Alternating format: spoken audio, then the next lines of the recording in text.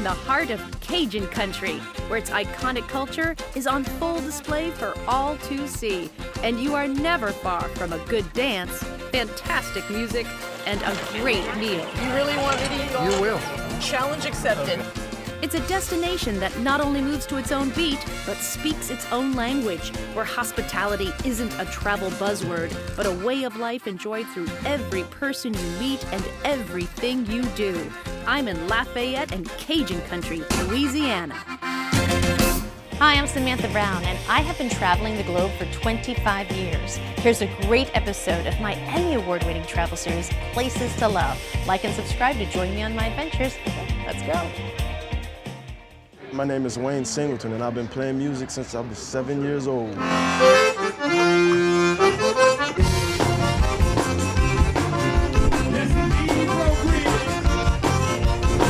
the weekend of the famous annual Breaux Bridge Crawfish Festival.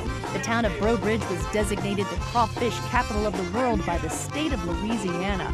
It's also where the first crawfish étouffée was made. It's about 92 degrees, so I'm gonna pass on that today. But here, all of the elements that make this part of the world so unique are on display. Family, food, music, and dancing. Sometimes I feel like I just want to stay home.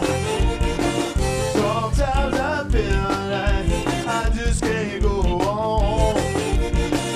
Sometimes I feel like going nowhere. But I thank the Lord above. Maybe I should pass on the dancing as well. Take me to the place that I love, babe. And while I'm not entirely confident with my dancing abilities here, I do know one thing. I love this music. Zydeco is a feel-good music that derived from Louisiana years ago that has been passed on from generation to generation, and us Creoles and Cajuns take a lot of pride in the music and the culture. You're gonna be in shape to play this kind of music, Dave. Yes. Yeah. It happens to be, in my opinion, one of the greatest forms of aerobics. 4 hours of nonstop pulling and pushing on these things can take a toll on your body. Cajun and Zydeco. They obviously come from very different origins. They're two different musical styles, but they do influence each other. What is that relationship between the two styles? Zydeco and Cajun are considered first cousins.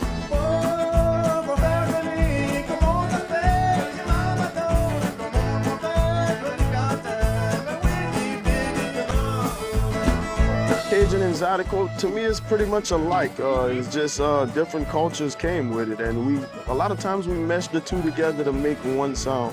That's a great way to describe where we are in Louisiana. It just feels like there are so many different people and cultures and histories coming together from literally all parts of the world. Right. And they settled here, and they adapted, and they used, and they influenced each other, and sort of this festival shows you that in one instant. Right, and the one thing that I'm pretty sure you realize is the hospitality of the people.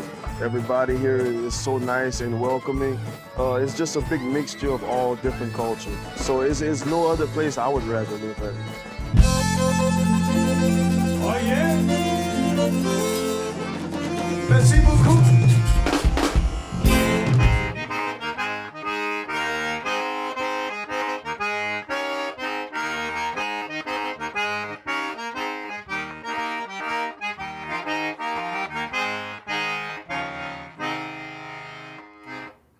Mon nom, c'est Junior Martin et je suis un faiseur d'accordéon. Ça donne à peu près 33 ans que je peux faire des accordéons. I think when they decide that I'm dead, then they can just carry me away from here. This is where I want to be.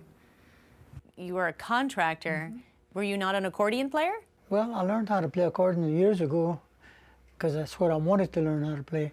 But this is in 1954, and my uncle says, you know, you're making a mistake buying an accordion. He says, and probably 5 years from now, there won't be one accordion left. He said, because listen to this music. This is Hank Williams music. He said, this is a steel guitar being played. So you need to learn how to play steel guitar. So I went ahead and bought that steel guitar, brought that with me, and there's 62 years I'm playing steel guitar. So your approach to the accordion is really one of craftsmanship and woodworking and Yes, being more in the... and I love it, you know. How many parts make I up don't an know. accordion? You know, I'm asked that question a lot of times. Yeah. I never have asked. You've never counted. No, there's just so many parts, it's unbelievable. And if you run out of one little part, if you run out of little nails or a little screw somewhere, you can't go on. You got to stop and go find what you need. So Get you an accordion. build these, but you repair every type of we accordion. repair every kind of accordion in the world. So is your right side keeping the melody? Mm-hmm. And then your left side is just rhythm? Is the rhythm.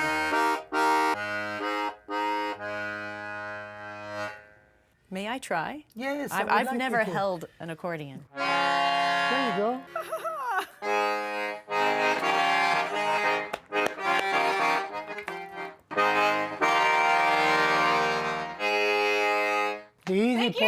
The easy part about learning an accordion is the fingering, finding the notes. Oh my goodness. The hard part is to have it in your mind that you can sing it. You know, the best thing for me is what's happening with all those kids learning, you know. Kids that are 10 years old, been playing since they're 5 years old, so they come here and buy accordions. So it's been wonderful for us. So your uncle was wrong. Oh, yeah, it's very wrong, you know, but you don't know the future until it happens, you know. Junior told me that if I wanted to fit in down here, I either had to know how to play, how to cook, or how to dance. Clearly, this was something I needed help with. I'm Harold Bernard. I'm a dance instructor and a dancer from a long line of dancers in my family, and I've been fortunate enough to dance and teach dance all over the world. Basically, if you know how to do a waltz and a two-step, you can go to a dance and dance to every song. The musicians are playing for the dancers. This is dance music. You get bands always, when they finish a song, they thank the dancers. Thank you to the dancers. I don't think I've ever seen it anywhere else. I don't think it exists anywhere else where they're together. You know? They They're feeding love off of to each see other's people energy. dance. And you know, not everybody's a perfect dancer and not everybody knows all the steps, but they see smiles. And that's what they're looking for. So what is the basic step of any Cajun dance? What is the most important? Well, let's start step? out with the waltz. Is going to be a 1, 2, 3, 1, 2, 3. And we're going to do 3 counts. You're going to have a long and then 2 shorts. 1, 2, 1, 2, 3, 2, 3, 1, 2, 3. So most of these places, you dance counterclockwise around the floor. And then you turn in the corners. Counterclockwise, okay. Right. All right. 1, and you turn in the corners. But when I've been watching the people dance, it's all to me very low, right? So there's no like grand, like a waltz where It's you're too just hot. like It's this. too hot. It's too hot. Okay, so now the 2-step. Okay, so All right. the waltz would be like slower music, and now the 2-step is where we can really. Right. Okay. The 2-step is going to actually be 4/4 time. It's going to be 4 steps in one direction and 4 steps in the other. So that when the song is playing, it's 1, 2, 3, 4. 1, 2, 3, 4. 1, 2, 3, 4. 2, 3, 4. Where am I looking? At all the other people in the dance hall, see what they have on. See what they're doing? Okay. See if they're any better dancers than me in the place. Beautiful. Nice. How's that? Yeah, feels good. Feels great. Yeah. Wish I would have known that at the Crawfish Festival. This is me. It's just bouncing. So I'm gonna give you something else. 1, 2, 3, touch step. 1, 2, 3, touch step. Touch. Beautiful. That's it. So when you come here, don't worry about knowing all the steps. Just jump in. That's your. I think that's the best thing yeah. to do because the music is infectious, like we talked about earlier. Yeah. It's the connection between the musicians and the dancers and the music. There's something else that deeply connects the people of this region. Or what's my job? Everything that falls through is too small. Those that don't fall through, you put them in the sack. Do you have to pick them up a certain way so they don't like They won't hurt you. They won't hurt you. No. I'm trying to save you. I'm trying to save you. I'm sorry. They got invited to the Crawfish Festival. This is Barry Toops. He's the owner of Mrs. Rose's Bed and Breakfast in nearby Kaplan, Louisiana. So just grab them. Yeah. It has the distinction of being the only B&B in the state where you can learn how to crawfish. Where we are right now, this sort of pond? It's Crawfish Pond. Crawfish pond. So what is it? Man-made Crawfish Pond. All right. And this contraption we are on is fascinating. It also has tires underneath it. We can cross the levees. We can get on the levee drive all the way back to the house. On this boat. On this boat. It's got a wheel in the back, hydraulic, and it pushes the boat. It's perfect. So you've got perfect shade. Mm-hmm. You can use both your hands. You're operating the boat with your feet. That's correct. So you can work at the same time and just kind of go about your day. It's very quiet and peaceful. Is there a season to crawfish fishing? We normally start in November, Okay. and we fish all the way till June the 1st. But you have a lot of competition getting these guys. Predators, otters. Otters will get in these fields and they'll flip 150 cages in a night. Wow. A mink will get in and eat all the crawfish and get out without flipping it over. Bullfrogs, but that's okay because we catch the bullfrogs and we eat them too. Spoken like a true Cajun. That's it. That's it. So what I love about this and what you provide is just this everyday life in a That's very correct. unique part of the world. This is what you do almost every day out of your life. And why do you think it's important for people who are traveling and coming here to understand sort of your way of life? Well, first of all, we're preserving the Cajun culture, what we're doing here, our Cajun cooking ways. We fish with the nets the old-fashioned way. We introduce them to that, and we're just preserving the Cajun culture.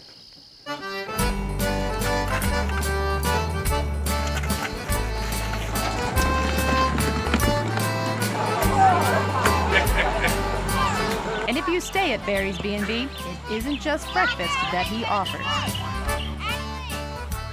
I can't think of anything that is more synonymous with the Cajun culture than crawfish. That's right. And it's interesting how, you know, Maine is famous for the lobster, Maryland the crab, and the crawfish looks like seafood, it acts like seafood, but it's from fresh water. Exactly. I'll have one big scoop, please. Oh my God. You really want me to eat all that? People eat all You of will. it? Challenge accepted.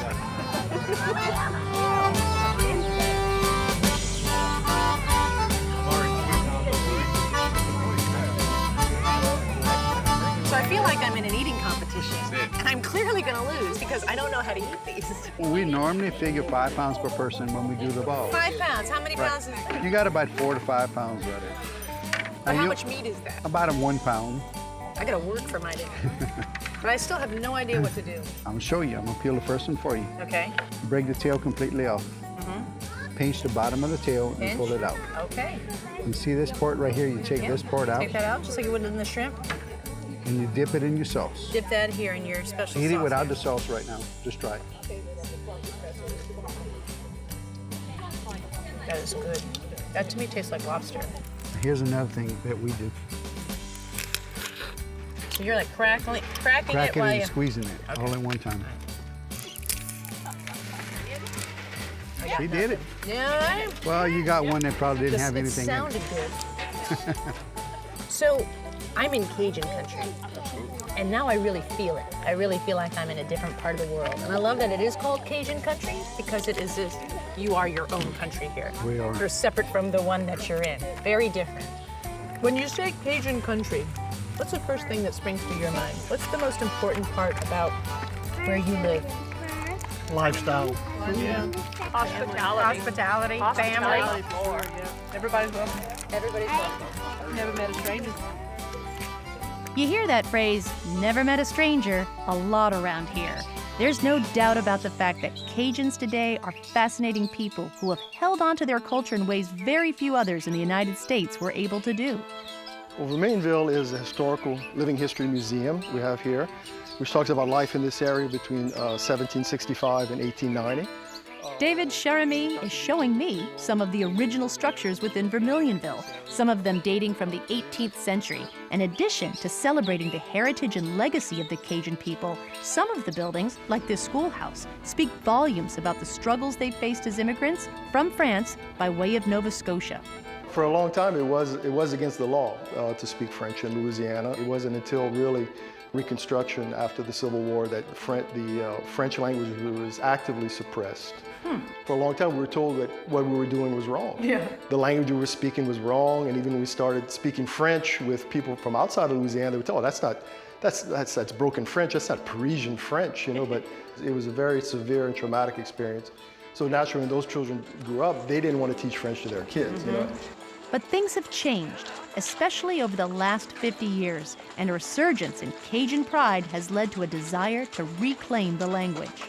What we do now is, since the early 80s, French is not taught per se. All the subjects are taught in French. They pick up French just as naturally as they pick up any language, every language. What I don't understand is that in my understanding of Cajuns is that tough, extremely resilient. They came here, they settled along the Bayou. This is a very nice neighborhood. I feel like there isn't as much suffering as I thought I was going to see when I, come to this part. Yeah, well, we work hard and we play hard. We enjoy the finer things in life for sure.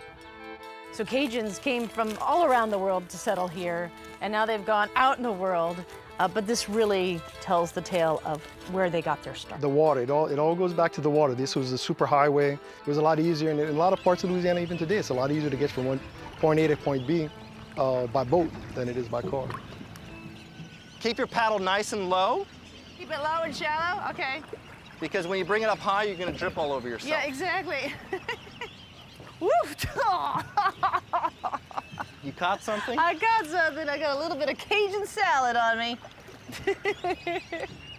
If you visit this area of Louisiana, you might be interested in a kayak tour of the Bayou.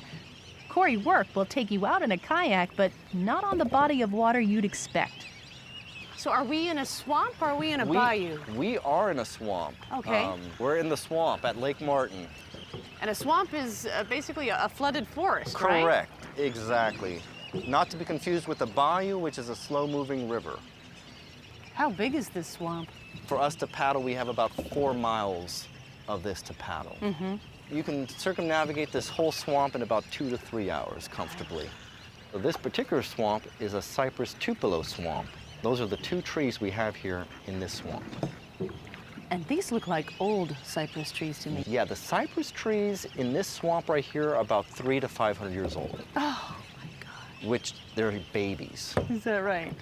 The cypress lived for thousands of years. And where does this water come from?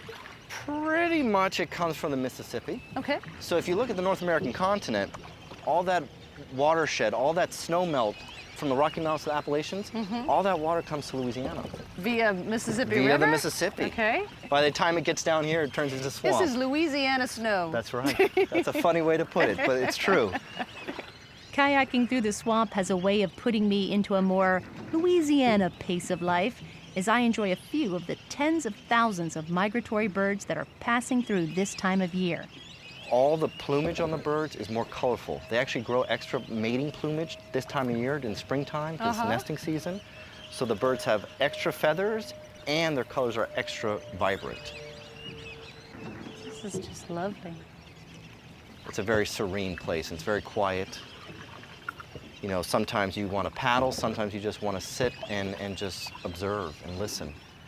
That's one of my favorite things to do is actually, while you're moving, other things are still.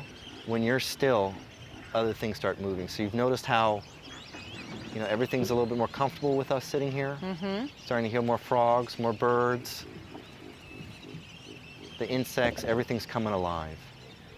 It's such a beautiful place, and I feel like it's so misunderstood. Of course, it has sort of a bad rap. People use it, it's, drain the swamp, that kind of stuff. It's always, but yeah, when you get into a swamp, you just realize it's just as beautiful as the biggest national park. I've had people tell me in surprise how they expected a smelly location. A buggy location? A buggy location. This is not buggy at all? No. I mean, it's a very healthy ecosystem, very clean. It kind of rejuvenates itself very quickly. But yeah, this place is full of wildlife. Wow. Did anyone share with you the difference between a regular zoo and a Cajun zoo? No. A regular zoo has the animal and a description of the animal. A Cajun zoo has the animal and a recipe. Everything's good eating. Everything's on the menu around here. There definitely needs to be efforts made to preserve it because there is a lot of pressure on the environment from different things, yes. Keeping the water clean, keeping the air clean, allowing the water to flow its natural path, those are all things that help keep the environment like it was.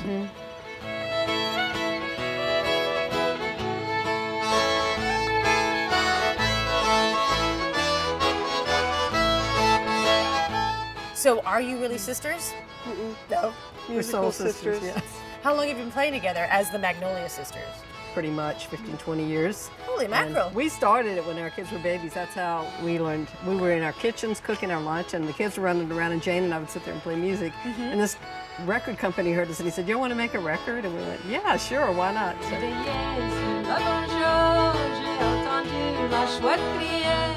I'm Anne Savoy. I'm a musician here in Cajun Country, a Cajun musician, and the author of the book, Cajun Music, A Reflection of a People, Volume 1. The vision we had, we like really old Cajun music and stuff like that. What is the date of old Cajun music? Well, the first record was 1929. Okay, so you like those? Yeah, we like that section. From there to about 35. They were on 78s. They have a certain soulfulness about them. You know? When you listen to old records, you don't need all that polish. It's just the soul comes through, and it's so great. I mean, we are modern women, you know, and so we have all these sounds that we've grown up with, and that just kind of comes out through the music. We're taking recordings that were initially done by just country people, and we're polishing up just a little bit, you know, to make them a little more palatable to the modern ear, but not polishing them up in a way that detracts from the original spirit of the music. You still want the scratches. Yeah. Yes, absolutely. yeah.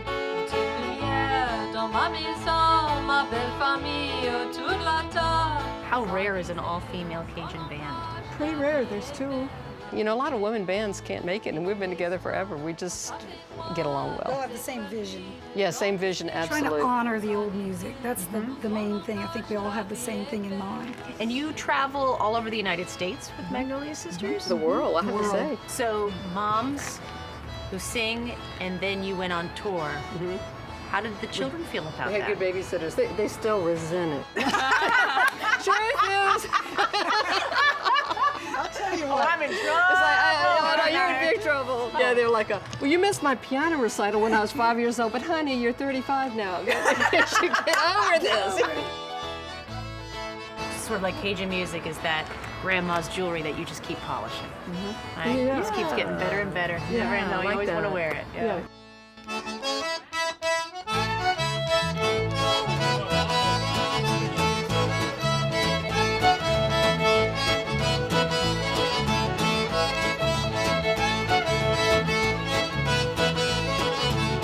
You may not see relationships between dance and music and musicians and dancers in other places in this country. But here in South Louisiana, the dancers go with the music, the musicians go with the dancers, and it all becomes one. And that's why people are joyous, that's why they're feeling the music, and that's why they're having fun dancing.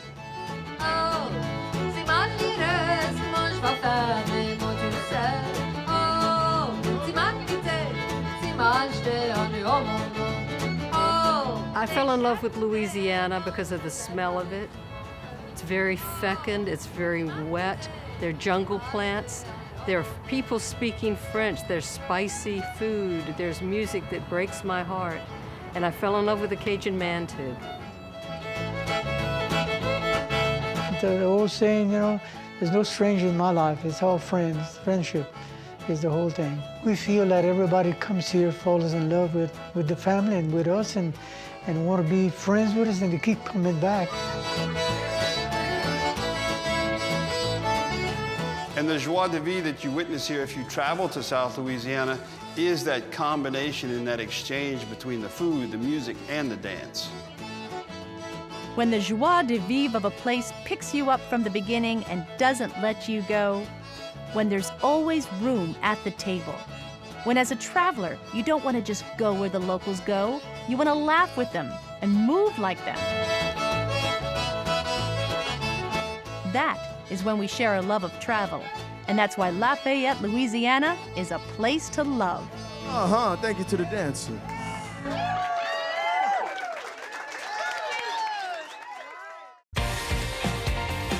Hey, thanks for watching this episode of Places to Love. What was your favorite scene? Be sure to leave a comment. Now, for a full itinerary of this episode, click here. It is a great travel planning tool. And here, if you want to watch more full episodes. And of course, subscribe to my channel to see new episodes as they are released. Hope to see you out there.